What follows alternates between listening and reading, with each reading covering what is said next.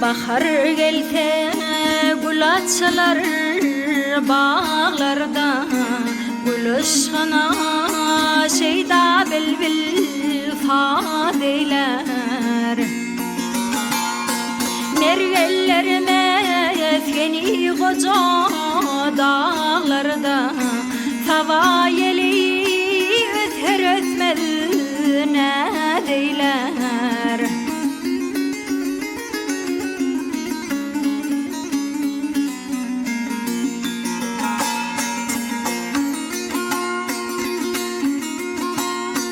Bahar gelse uçar belendi peti, kukaşır bar kurar güllerin iyisi.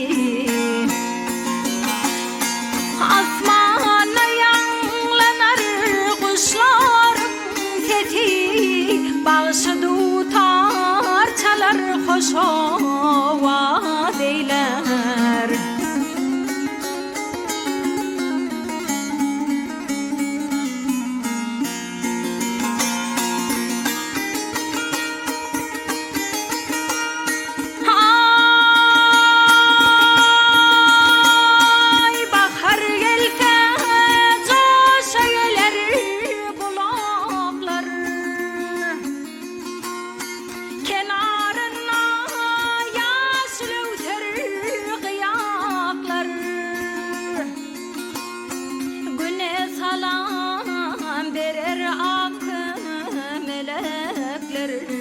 Çiğlemlelethin açar közeyler.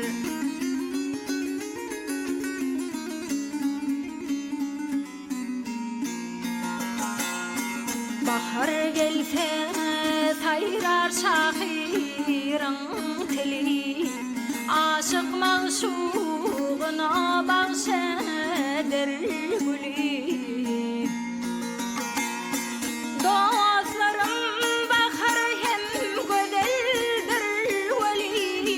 Yer